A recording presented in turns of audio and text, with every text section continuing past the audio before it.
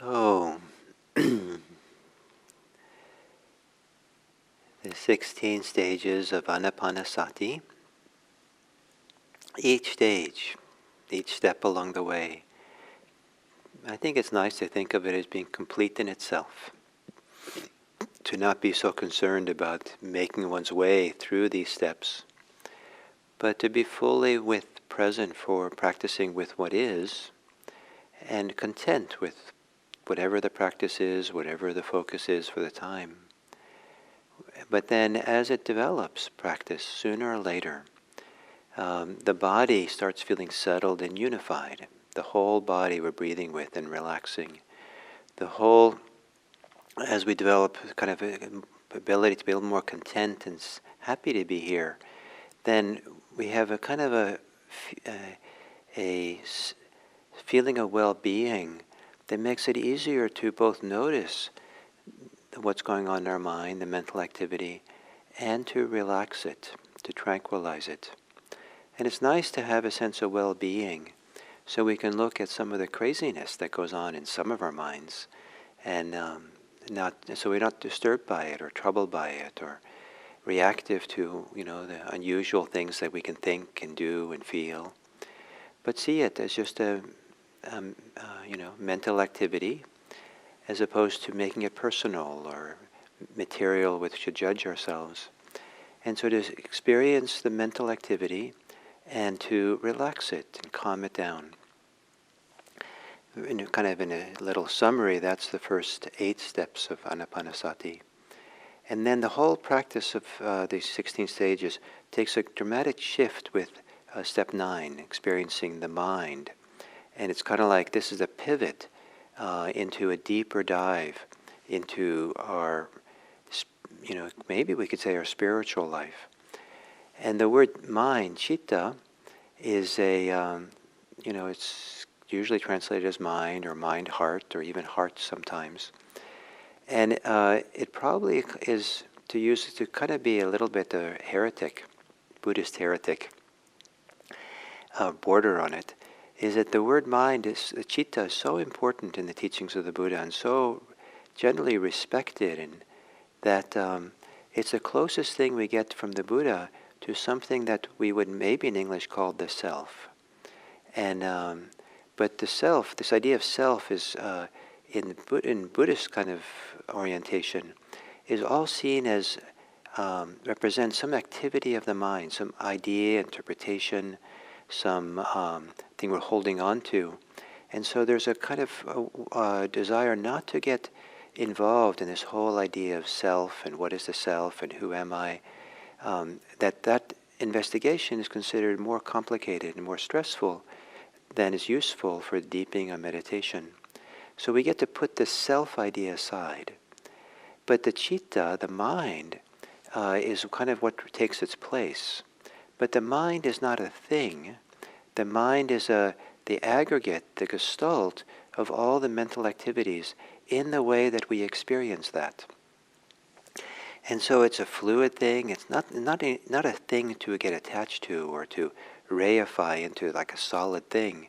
It's dynamic and fluid, and it gets very clear as we go deeper and deeper in meditation how fluid and changeable the mind is, and how the experience of mind changes in different levels of concentration, different levels of clarity.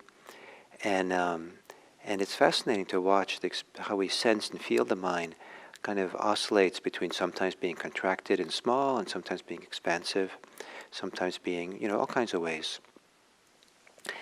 But when the body gets relaxed, the mental activities relax, generally the citta, the mind state, tends to become very welcoming, very wholesome, nourishing feeling. It's like we've discovered a treasure inside, a treasure of well-being, of goodness, of wholeness, of intimacy, that is kind of a state rather than a thing. And it's a dynamic state. It's not something that's easy to hold on to or cling to. I mean, we can have desires for it and all that, but if we get close to it, we realize there's nothing here to cling to, or it doesn't make sense to cling. Because if we cling to this mind, we're actually getting involved in a mental activity which is a subset of the mind. And any kind of too involved with these activities of mind, the thoughts of the mind, the interpretations of the mind, so it narrows and collapses the freedom, the openness, the fullness that is the sense of the mind. And that's why in step 10, we can satisfy the mind, we nourish the mind, we gladden the mind with this sense of wholeness, this sense of being complete or centered, or that can happen. So there's a sense of well-being, a certain kind of well-being. And this is the foundation. This is the for when the practice of Anapanasati switches to something we can call in English concentration practice. Or not concentration practice as a separate practice, but where we can develop concentration in doing mindfulness of breathing in, mindfulness of breathing out. Because we center ourselves, we have this mind state that we're intimate with and feel, and we take the whole mind state with us as we center ourselves on the breathing. Or the breathing becomes the very wind that moves through the mind state, kind of the massage that moves through it. And the breathing becomes more and more the place in which we gather ourselves, the place in which the concentric circles of our life hold counsel, gather together and be present for and supportive for. It's like you're sitting at the center of a room and there's concentric circles around you, and all your best friends and family and supporters just come there because just to be with you and hold you and love you and show that you're good, you can rest in yourself, you can be at ease. And so we gather together all of ourselves, and the word for that's usually translated as concentration for step 11 of Anapanasati is not actually samadhi. It's a different word that looks like samadhi. I think I didn't get it exactly right, but samahiti or samahati, and it more literally means a gathering together, a gathering together, or a settling in is here.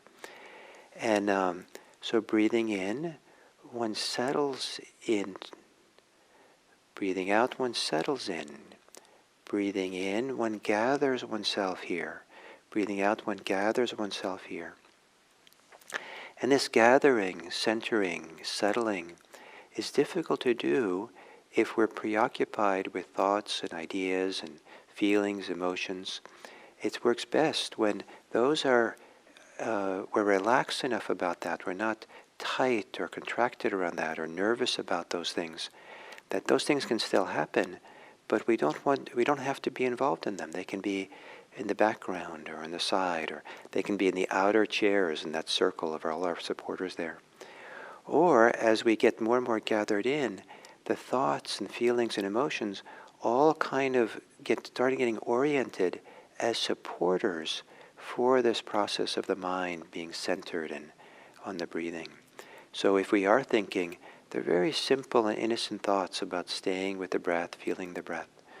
If there are emotions happening or feelings, they really feel connected to the process of being settled. It's like almost part of settling.